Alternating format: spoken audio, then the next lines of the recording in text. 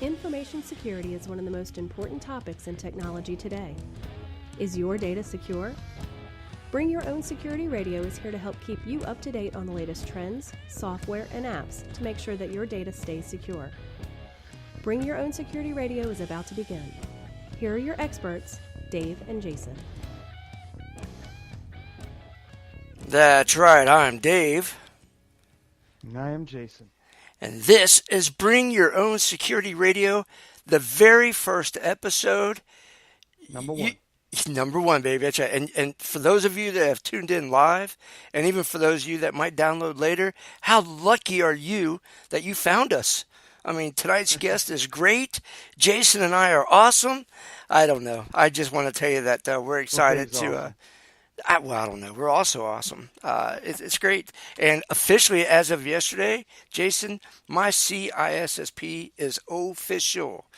I got my email yesterday. I logged in last night to look at all the pretty flowers and stuff.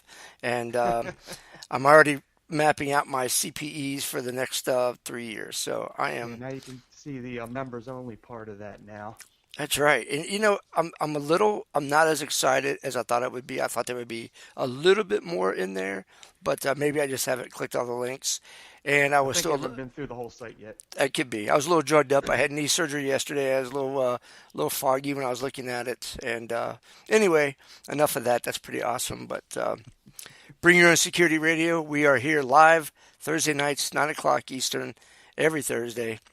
And almost every episode we're going to have a guest. Jason, why don't you break the news of who our inaugural guest is? Okay. Our guest, his name is George Bailey. George Bailey is an information technology security professional with more than 17 years of experience in network security, remote access, wireless security, and digital forensics. George serves as a senior advisor of security at PHA, where he oversees and implements security solutions for the healthcare industry. So George and I actually got to meet some time ago. His company did an engagement for the hospital system I work for to kind of come in and audit us. I had done an audit of our stuff back in June, and our hospital wanted some external people to come in and see if I was a little too generous in my audit or if I was maybe a little too harsh about our audit that I did. So just off air, we were talking, and it sounds like coming up in the next week or two, I should get some of my results back. So I'm going to bring George in to this conversation. Let's see if I can figure out the right buttons to press. George, are you there? Are you living? I'm here today.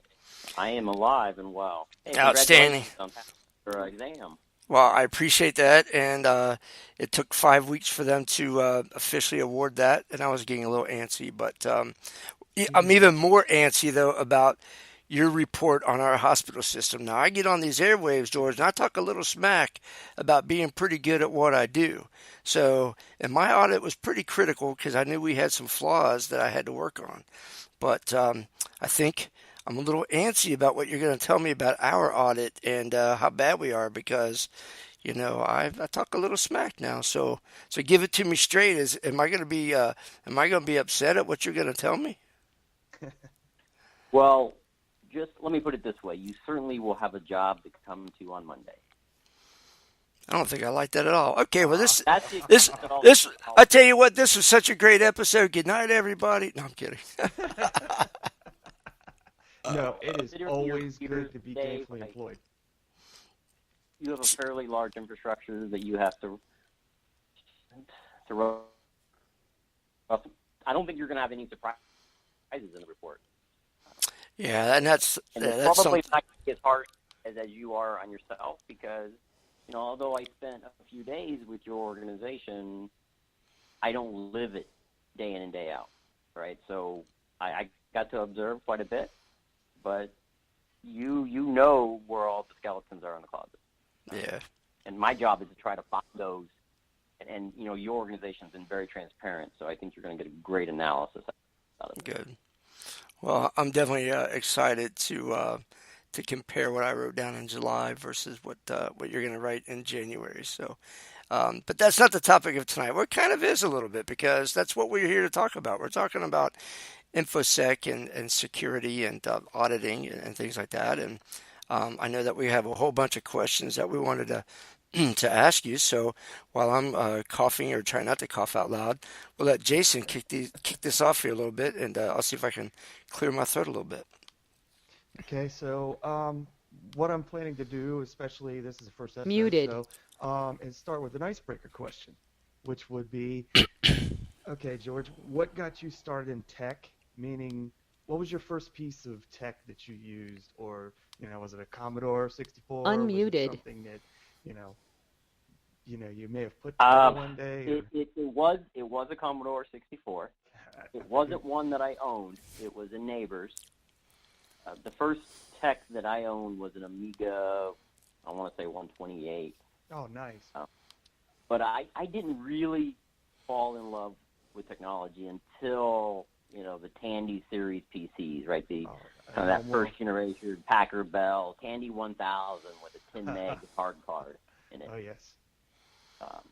This was predates Windows 3.11, and it was just CLI all the way. Yeah, they were one of the first that had the PC clone thing going. That's for sure. Yeah, I come from a military family, so it was discretionary income wasn't really superior. So when I got that first computer, it was like it was Christmas every day. Well, I will say this is that no more questions like that, because I happen to know that I'm older than both of you people, and here we go. Yeah, you make me feel worse than I already. So just shut the hell up. No, I'm kidding. I joke. I kid. All right. So George, tell us a little bit about. So we've been promoting you a little bit, and Purdue. Tell us how Purdue Advisors is related to the University of Purdue, and a little bit about what you guys are doing over there. Well, great question. Purdue Healthcare Advisors we're kind of an odd entity as it relates to the university, and from an academia institution, there's probably not a lot of places like us. Muted. So Purdue is a land-grant university. One of our core missions is to give back to the state of Indiana, and the way that we do that is through engagement. And about 30 years ago, a techno assistance program was established, and what that program allowed folks in Indiana to do is to come to the university with their difficult science, engineering, manufacturing problems to get the best of the best in the subject matter expertise on their problems. Unmuted. And about 15 years ago, a partnership between the Indiana Hospital Association and a couple other key players came to TAP, the Techno Assistance Program, and said, we love what you're doing for science and engineering. Healthcare needs that exact same assistance. And so for about 15 years, we've been doing quality improvement and just being healthcare's partner in the state of Indiana.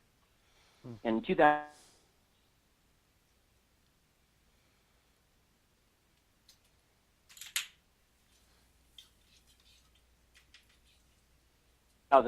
and there's thousands of organizations just here in Indiana that have went from paper to digital processes, and they quickly brought in all this infrastructure, and it was like, oh, well, what are we supposed to do with it now? So, my team, my service line, we consider ourselves a boutique. We service, I don't want to say every health system in Indiana, but we partner with a great deal of covered entities in our state, and starting to spread out in the Midwest and a few states that found out about us. And so my service line, we focus on compliance, HIPAA, security risk assessments, audit, penetration testing, everything that, if you're familiar with the HIPAA security rule and its specifications, we try to assist organizations in making their environment safer, secure, more reliable. Yeah, that's definitely. And we have a number of other service lines within Purdue Healthcare Advisors: quality improvement, Lean Six Sigma, other quality reporting, MIPS, QPS, CC medical home, those sorts of services. But you guys are not just focused on healthcare, though, right? You have other consultants that are in other verticals as well, correct? We do within the technical assistance program as a larger organization. Yes, we do, absolutely. There's a pharmacy staff that focuses on pharmacy services. There's the MEP, which is the Manufacturing Extension Center, which focuses purely on manufacturing, advanced manufacturing, smart manufacturing, whatever the key manufacturing buzzwords are today. We've got folks that are the folks that sit really in my office. We only focus healthcare. Gotcha. Tell me a little bit about the difference between. So I know because as a customer, we went looking for external auditors to help us out, and some of the pricing was vastly different between them and what you guys charged us. So can you speak a little bit to why that is, and to how you guys can possibly benefit other healthcare systems if they're looking at pen testing and the other services that you guys offer? So we, being a land-grant university, we're non-for-profit cost recovery. So, which means that I can't charge you a higher bill rate than what it takes to pay my overhead. My overhead does include, rent, facility, and technology, and, my leadership and other things. But at the end of the day, it's not my cost plus an additional $300 an hour for profit and reserve. It's what you pay is essentially what it takes for us to keep the lights on. Well, I can tell you that. Well, it's very different. I mean, I can tell you that it was significant, and without getting into details and being embarrassing to anyone, some of the other organizations that we looked at, and then, of course, some of our management had history with you guys in the past from other facilities. They knew about you, which I did not. But when we started seeing quotes and dollar signs, I thought, man, how did these guys do it for that little bit of money? I mean, it was amazing to see. So, hats off. We're state employees, and academia has been known to not necessarily pay, right? So when we think about our compensation as employees, there's other benefits of working with the university that isn't in the form of an income. So, our costs are generally lower.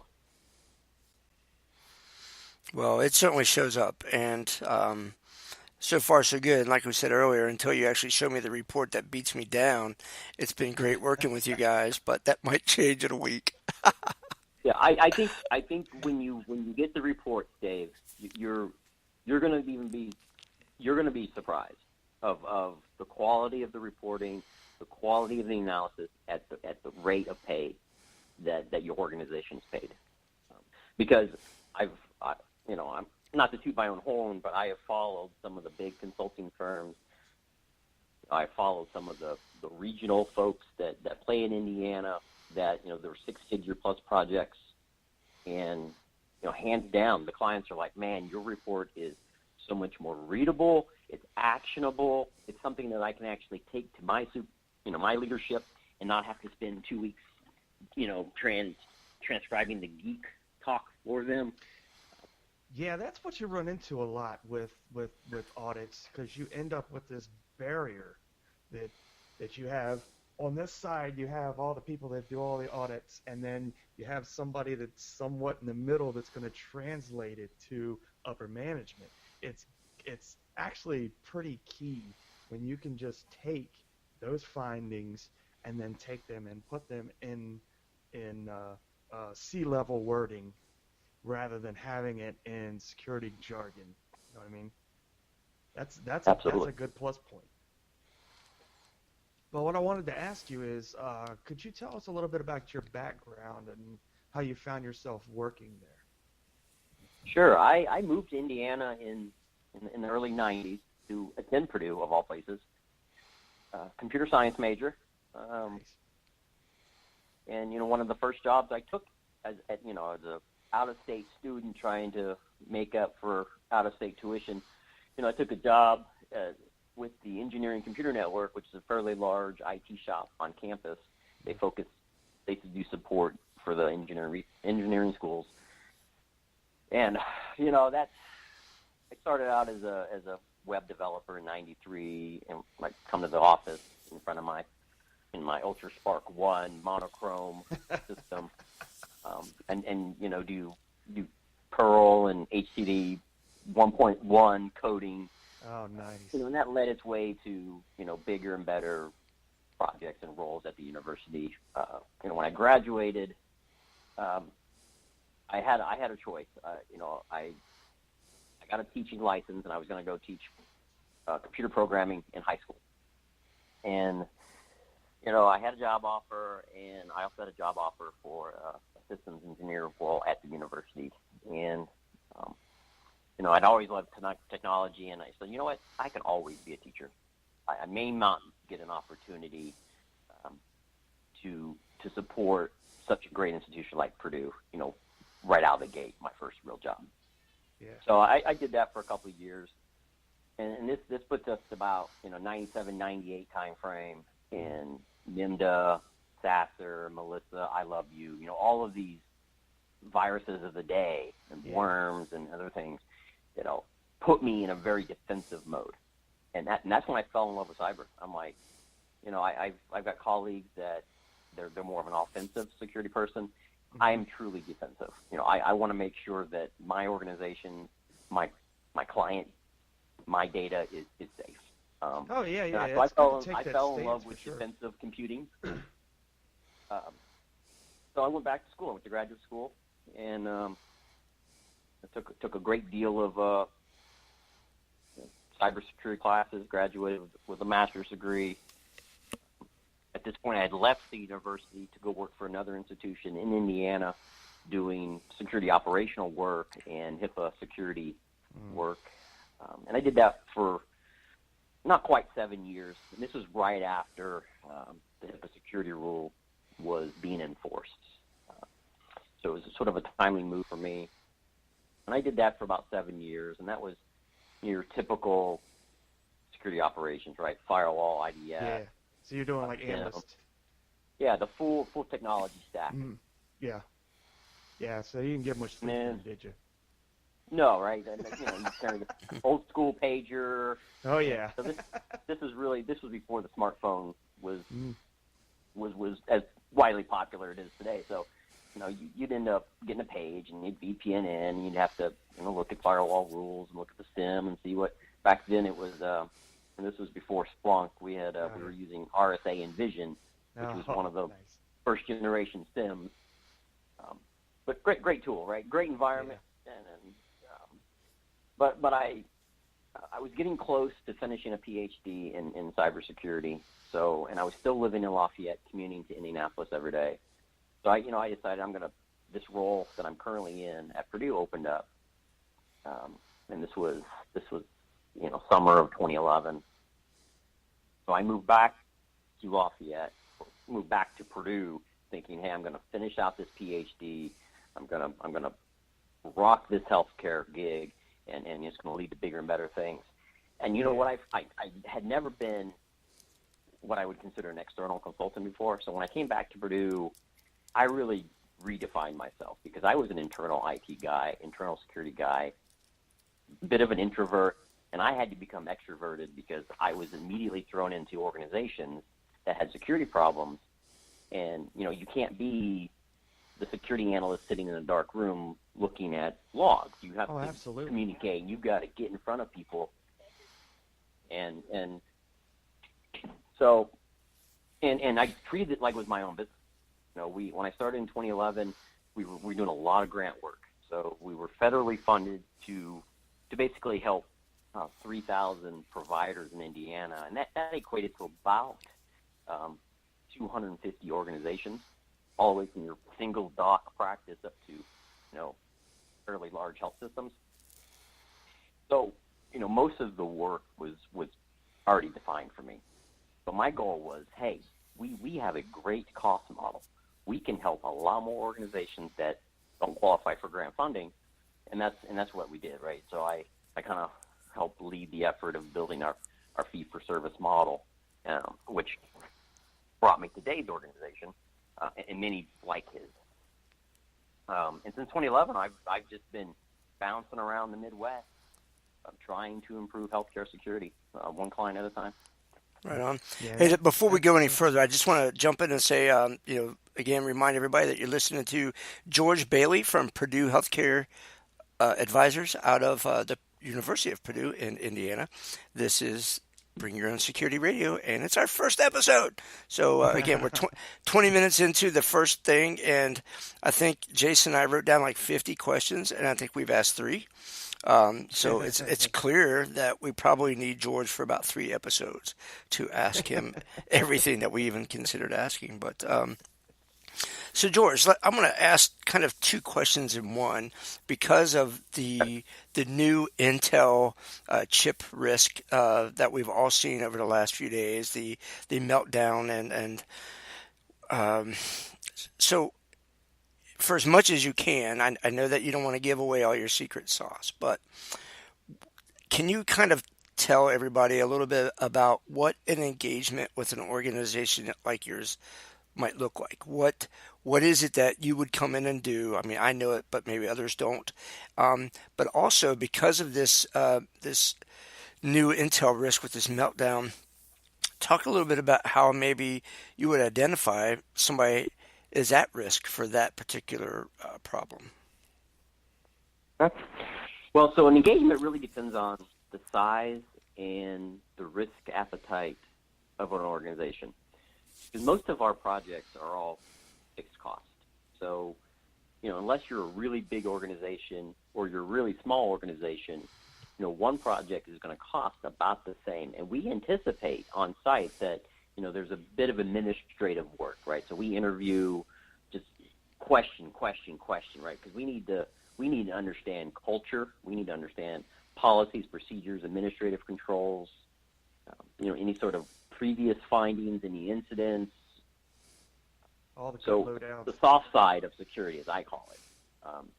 And then there's a bit of physical piece, right? Because a lot of our framework maps to the HIPAA security rule, and there are physical security specifications that organizations have to deal with. So, if we're going to audit you and we want your analysis report to stand up to an OCR, the Office of Civil Rights, one of their reviews, we want to make sure that we look at you physically and, looking at technology placement, physical flow of traffic, and sometimes it boils down to how are you securing your sample meds if you're a small clinic? Because that may be the only motivator that brings someone to burglarize your clinic. And when they're in there looking in your sample meds thinking there's something good, there never is, by the way. But once they're in your clinic, they're going to walk off with a laptop. They're going to walk off with an EKG machine. They're going to walk off with something with data. So there's the soft side of security. We look at administrative controls. There's the physical piece. And then there's a whole gamut of technical things that we would love to do with clients. Some clients let us just do anything and everything that we want. And other clients are like, the ones that are either don't quite understand the value of, internal vulnerability scans, password hygiene assessments, just walking up to a random PC and putting in a rooted but benign USB stick, right? Making sure that, if you've got a PC and it's somewhat accessible to the public, what could an adversary do? And when you run into those limitations, what do you do when you run into those limitations, though? Because I know that you'll run into people that aren't very forthcoming sometimes. Like they're scared they're going to find something, or, you run into staff, like if you run into your IT staff that are not very, forthcoming with answers, like if you're going to interview folks. How do you approach that? I was just talking with a colleague in the office yesterday, and he was asking me about a client that he had that I had seen in previous years, and he asked me if I felt that they were info blocking, that they were either giving fraudulent responses or kind of embellishing. the responses. And I said, I kind of got that too, but the proof is in the pudding, right? So if you tell me, oh yeah, we have a great patch management strategy, and then, I start to do a benchmark on, a few random workstations, and I realize that you still have, Adobe Flash version 2, and it's 10 years old. Struts on your servers, Exactly. There's things that, I'm willing to live with from a response, but ultimately the data I collect, the data I observe, that is what I consider authoritative. And I'd like to think that most folks in my space would be the same. I don't be confrontational about it. I don't call them out and say, hey, what I think. There are sometimes people truly don't know what their settings are. They don't know what their posture is. And sometimes during the interview process and combination of technical testing, either internal or external, we can help educate them to what they're. A common question is, what is your Active Directory password policy? And people's like, oh, well, it's 8 characters. We use AD default complexity. Lockouts are set at 12. Blah blah blah. And then I'll log in and I'll just query the directory. It's like, nope, that's not what it is. What? You serious? And and I don't think they meant to lie. It's not a lie. They just didn't know. Yeah. A lot of these systems are legacy. They've inherited them from previous IT folks, and they just never questioned. And that's another interesting point right there, is the fact that when you have staff turnaround, it's kind of how effective the question part of that is if you have a lot of people, if you have a lot of turnover in an organization. So I guess it really does come down to the cold hard facts versus asking the question. The question is just kind of the nicety. Well, and so healthcare is very compliance oriented. So it's not unsurprising that you would walk into an organization that has fabulous policies. But then when you get down, when you peel back the onion, policies aren't implemented. They're not being enforced. And it's almost like they went to a security symposium, bought the policies, and just did a find and replace organization name. Yeah. So talk a little bit about, like with this newest Intel compromise, right? So how would you find that? Well, that's not how I mean to say that. So like you come to visit us a couple of months ago, and this meltdown risk was not publicly acknowledged yet. So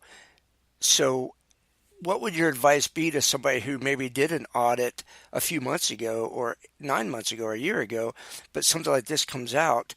How quickly, something like this, if they're behind a firewall, they think they're fairly well protected because of their risk assessment said they were fairly well protected.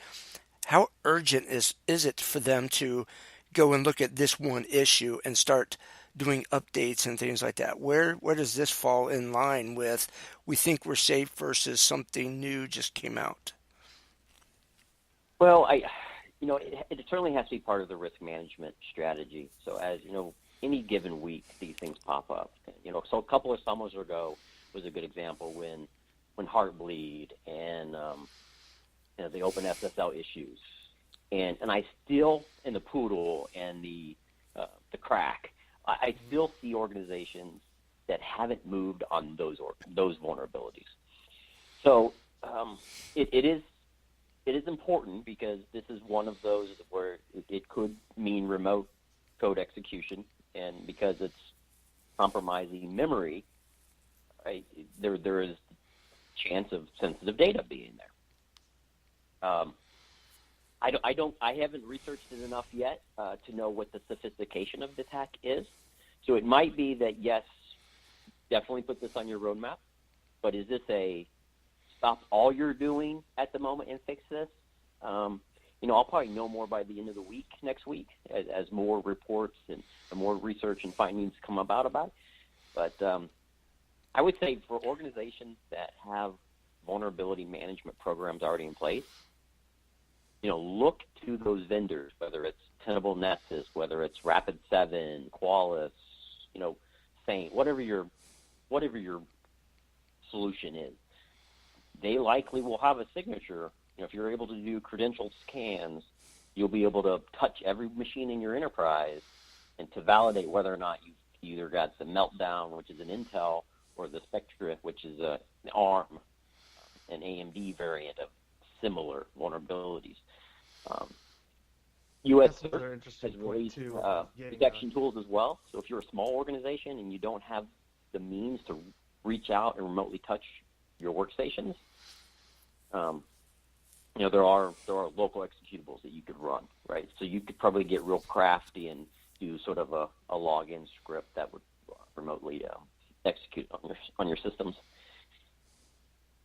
What's scary in healthcare is that there are likely lots of things that certainly have Intel, but aren't likely have ARM processors more likely that could be susceptible that aren't going to be on your patch list, right? You're not going to think, oh, does my MRI machine, does it need to be patched? Well, yeah, it likely does, but there's probably not an avenue for you to patch it.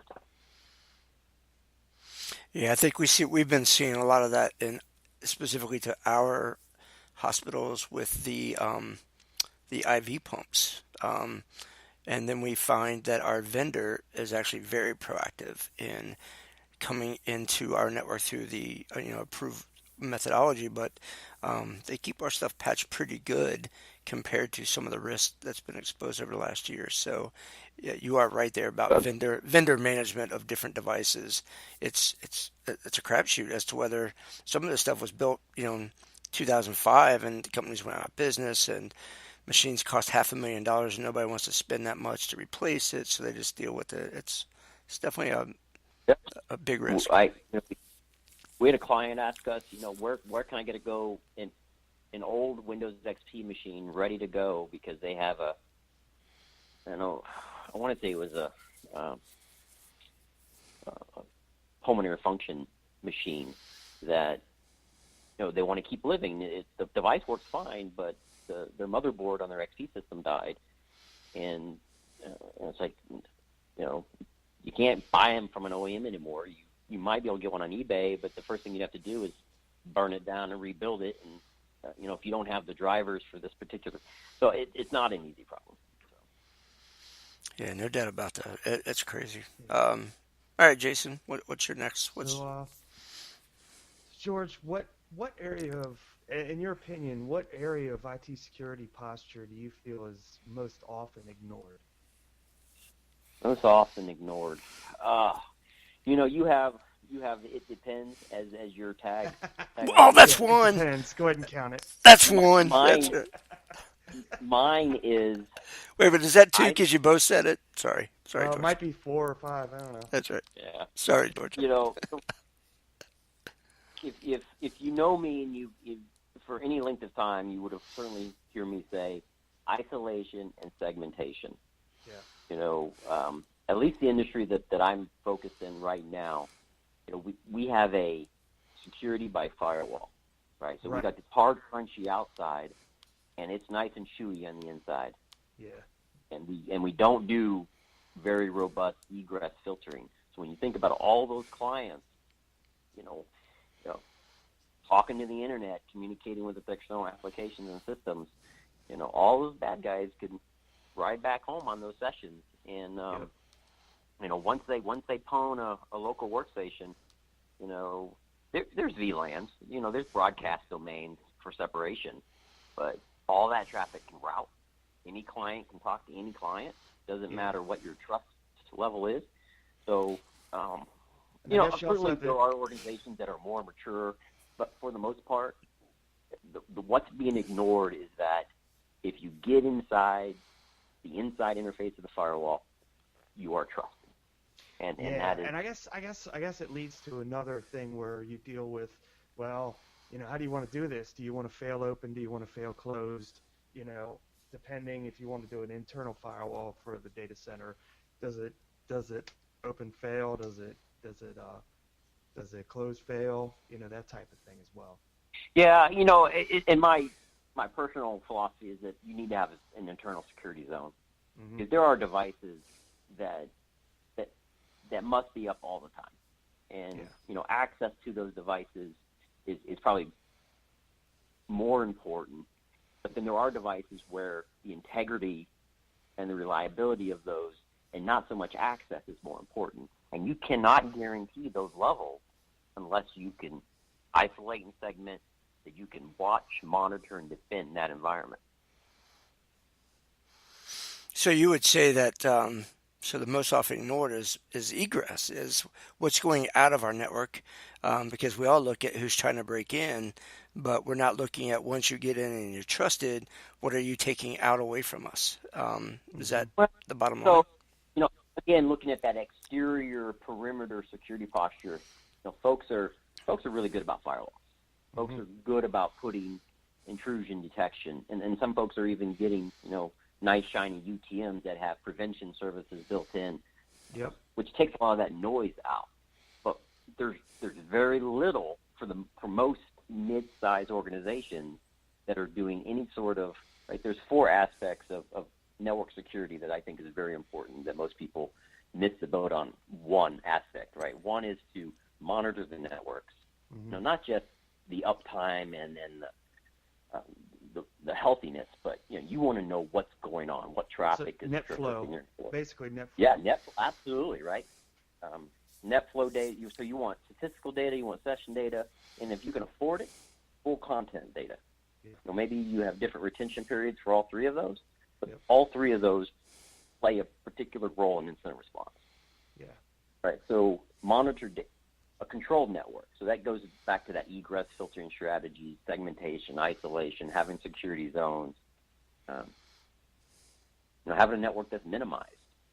Right? Just because you can support a BYOD and you allow anything and everything to connect, you really should ask yourself whether or not you should.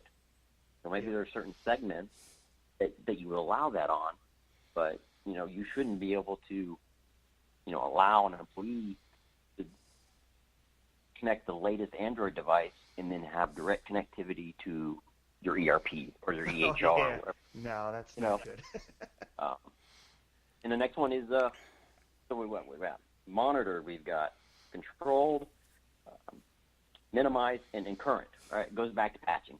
Right, this meltdown thing, you got to be able to keep your environment up to date as quickly as practical. Yeah, patching is definitely number 1 on my list as well. It's number 2 on mine. No, well, number 1. Well, number 2 would be baselining, and that would just be another part of that. So configuration is another thing too. Yep, I think part of that is the controls, right? Knowing what services are running on what, and absolutely, whenever there's a delta in that, you know about it. Yep. Well, that's a great lead into one of the next questions. So if you're coming up to a small or mid-sized company, George, that says, I've got $500,000, $750,000, and we're going to do a refresh, and that's how they present what they're trying to do. Where's their best place to spend that money? Are they spending it for a SIM? Are they looking at upgrading patch management capabilities? I mean, if they have a limited budget and they're not just going to rip and replace every single thing, if they ask you that question, where can I spend my money and get the most bang for my buck? What's your answer going to be? First and foremost, I'd probably go with multi-factor authentication. Yeah. Right. It's 2018, and we are still ball and chain to passwords. We've got to get out of password management.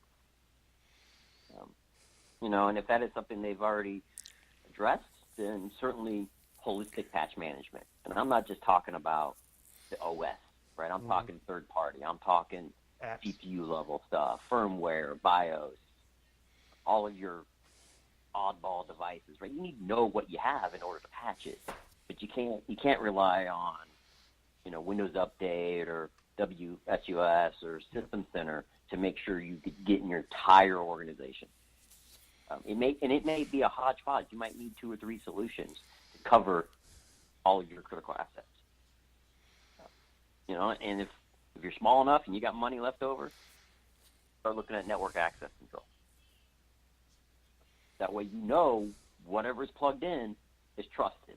And if it's not trusted, you immediately put them on an isolated segmented VLAN, and they're only getting internet. Yep, that's good.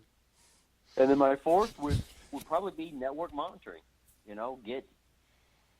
Bring that intrusion detection that we so love on the outside of our firewalls, start to bring that into the inside of our network, so that when prevention fails, which ultimately it will, because defenders are always playing catch up, and bad guys only have to find one way in.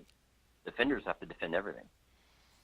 So you need to bring those monitoring services inside the network, right? Do packet captures, bring up some snort or whatever your favorite IDS solution is.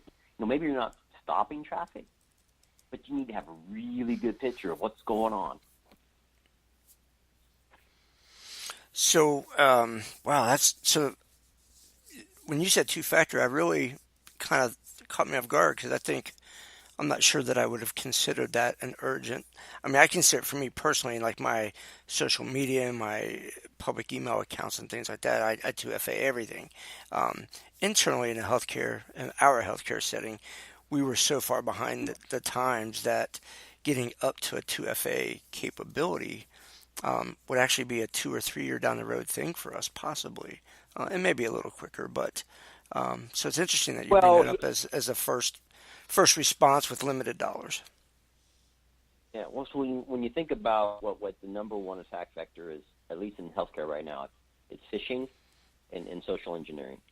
So, and people are going to continue to fall victim to phishing. So, multi-factors is one of the ways to essentially make phishing a moot point. So someone gives you, their password away, that's half the equation. They still need to get their token or, their badge or something, however you have that system implemented. Yeah, I think the other part of that, or at least the other half of that, would be security awareness training and actually educating people that you see something suspicious, have some suspicion about it. Yeah, and that's organically getting better. But you're right. The human element can always be the most corruptible part. And it's not a spot in time, right? Yeah. I like how you said awareness program, because it is very. It has to be continuous and it has to be repeatable. And it has to keep on living. Yep.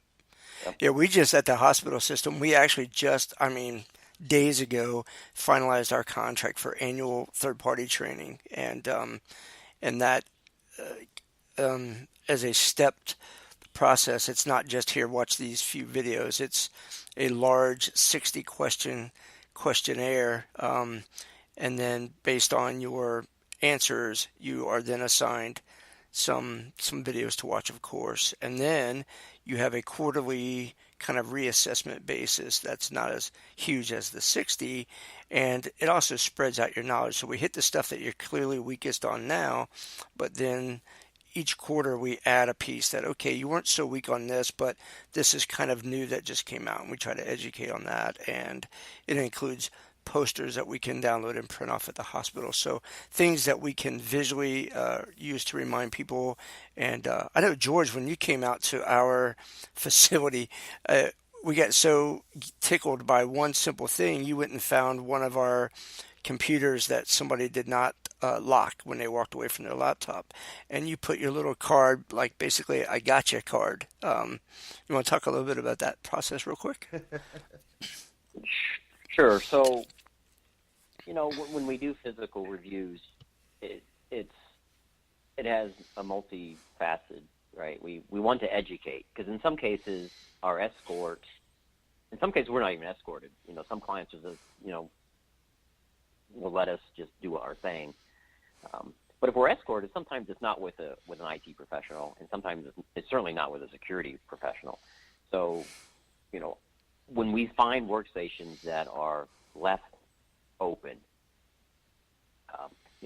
we take a moment and say, hey, this is why this is a bad deal, right? And maybe we sit down and we show them what what a casual adversary with very little time could do, at least to that session. But, the way that we use file shares, there's so much stuff available on the inside of the network that they don't think about. So, I have these cards printed up that says, hey, secure your workstation when you walk away. Contact your HIPAA security officer for more. Most people see that. It's like, oh, my goodness, am I in trouble? I never really hear the aftermath of it, so I don't know if they actually call the HIPAA security officer and beg for forgiveness, or I get a couple of emails. But it's a polite way to remind folks, hey, you need to be diligent. In environments where the screen locking is not automatic, constant reminders. Yeah, it's a friendly reminder. Well, and in our environment, we have too many auto login machines that we literally this week are pulling out the auto login. So if you were to audit us next week, hopefully you wouldn't find any of those that we missed, so that we can start our automatic locking policies and things. But when you were there, I'm not our official HIPAA security officer, although I'm the security administrator, but I got emails based on your card, like somebody from Purdue said that they found my computer. How did they get to me? Because of the one area in surgical that we were in, normally would not be where somebody could just freely roam, because they can't get into that space. But so they're like, how did somebody from Purdue get back here and catch us? So that was pretty interesting. Yeah, but if you call that the stairwell, the back stairwell into surgery, any patron could walk down. Yeah, absolutely. That's right. So that's kind of a foolish question. Yeah, well, that's partly why that was partly why we wanted to take you down that way, so that you could see that if somebody was truly determined, they could get there. And we wanted it documented that it was an open avenue for any adversary. Another point I was going to bring up was when we talked about the security awareness is also like an acceptable use policy. So that way, you won't have people using machines they weren't really intended for. I think that's something that gets missed a little bit too, and that's something. Oh, it absolutely does. A user takes that and just goes with it. Or what happens is the acceptable use policy, if one exists, gets communicated at new hire time, and it's not part of the security awareness program. Right. And are they going to remember what they agreed to 5 years ago? When their credentials would allow them to use a workstation, and I've been on Facebook the last 2 years. Why is it a problem now? Kind of thing. So it's, again, if you're going to have policies, they need to be communicated, acknowledged, and ultimately enforced. Yes, and that would come from management, upper management, that level. Oh yeah, absolutely. You have to agree on that, but that's part of enforcement of when things happen. So if an incident happens and it happened to be somebody being negligent, then you have a way to back that up. I mean, that's into another subject altogether. But well, no, and you're not really. I mean, it's all a big piece. I mean, we certainly have had that problem, and literally in the last 90 days, we are just rebuilding everything from the ground up. I mean, we have almost ripped and replaced everything, and by the time February rolls around, everything changes for our facilities. So having Purdue advisors coming in and taking a look at where we were kind of midstream really was great for us to be able to kind of assess what we thought were good ideas going forward and comparative to where we were, and to really kind of give that supporting third-party assurance that, yes, the things that your IT department thought of were good ideas, and yes, you need to continue supporting them, whether it be by policy or by giving them the correct amount of money to do so. And I think it's really going to make a difference for us, at least. And so hopefully other companies I think it will do that too. Yeah. I spent 3 days on site with you folks, and they were kind of spread out over 2 weeks. And between the first visit and the third visit, culturally, I saw changes. Right, so I'm not sure what the previous leadership and the cultural issues that your organization was dealing with, but I'm feeling pretty confident that this time next year, you're going to be 180, degrees different than where you were when I saw you, 4 weeks ago. Yeah, that's what I hope as well. Let's see. It is it is 9:50 p.m. in the East. We've had George on for almost the entire show, and normally we reserve about 30 or 40 minutes for guests. So that's just how important this part of InfoSec really is. I mean, it's not so much of having all of your stuff and putting all your gadgets in the rack and writing all these great written policies, but it's about doing them and then measuring those things that you're doing and auditing those things and revamping what you missed or maybe you didn't realize you missed. This part of IT, to me, when we asked you, like, what's the one thing that's often missed? I think it's this. People put in their things in the rack and they turn them on and hit next, or maybe they edit them to their own needs, but they don't go back and revisit what was good 6, 8 months ago, 2 years ago is no longer good. You need to stay current. And to me, that's where I think we fail mostly in IT, is going back and kind of understanding that we were maybe great a year ago and now we're behind the curve. Do you see it that way, or am I off the mark here? No, I would agree with you. I over the holidays I reread an old text from 2005 from Richard Belichick, and those best practices that he was preaching then, 12 years ago, that people were struggling with, those are still issues today. It's like we one step forward and we take 2 steps back. So it's definitely constant, because the threats are ever changing, the technology is ever expanding. Our network is now, we have extranets, we have the cloud is rebooting due to meltdown, right? Amazon and Azure are both saying they're rebooting large chunks of their cloud infrastructure because they've been patched. So we put a lot of resources, a lot of funding, and a lot of blind trust and faith into cloud computing. But now you get something like meltdown, and what you thought, well, I was going to get 99% uptime. Now, I've got an unexpected reboot. And it's because people aren't reevaluating their situations. You're right. I just, gosh, it's hard in being in this field and being one of those people who fell into that trap. Oh man, I got this locked down. We bought all this new $30,000, $100,000 stuff. You can't beat me now. And I certainly had to make sure that I didn't get trapped in that mindset myself. So we've got just a few minutes left. I think Jason's going to kind of close it out with you, leading you down this last path. And then at the end of this, we're going to make sure that people know how to reach out to you, how to get in touch with you, George. So if you want to start getting that contact info ready. But Jason, what's our last question, I think? All right, George. So one point I wanted to try and discuss, and I know we've got a matter of 10 minutes here. So let's say you were going to run me through a 10-cent tour of the audit process, like from start to finish, kind of the overview of what you would do as soon as you walk in the door for an audit. Say if you're going to do documentation reviews, administrative controls, network architecture, vulnerability analysis, that type of thing.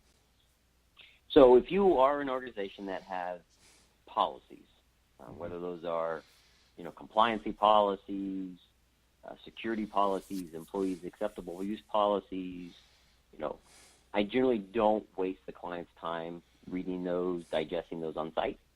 So generally, I try to request them ahead of time. I'll reach out to the client and, please formulate anything that you see as of value, right? And it may not have anything to do with information security. It could be that the way that they, authorize PTO. Yeah. But I want them to understand that, it could be related, and don't feel like you're going to burden me or this project with documentation, because what that helps me understand is, have you thought about the multitude of problems? Yeah. Right. So, but basically, the first thing on site is kind of meet the key players, the sponsor of the projects. An administrative interview is what I call it, and that can take anywhere from 3 to 4 hours. And I like to cover 11 different domains, all the way from the security program, roles and responsibilities, through policy, training, personnel, physical, logical, operational security, incident response, disaster recovery. So we cover those 11 domains. After which, there's some physical stuff. Depending on if an organization has opted for external or phishing or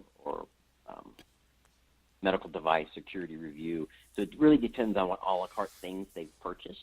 Yeah. But if it's just a run-of-the-mill risk analysis, we'll cover those 11 domains.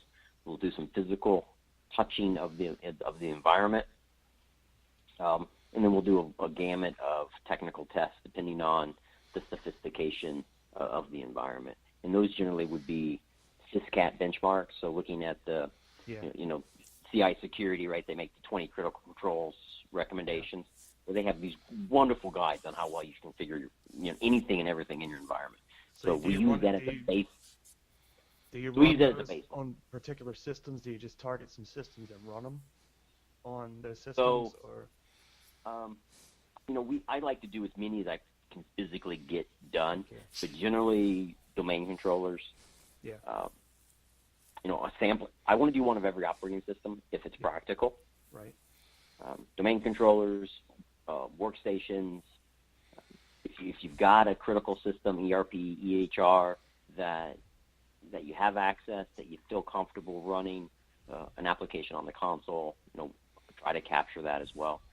I've got some custom scripts that I've written and tweaked over the years, which tell me a great deal about an endpoint. I'll run those. Are these network. The scripts and such that you're running?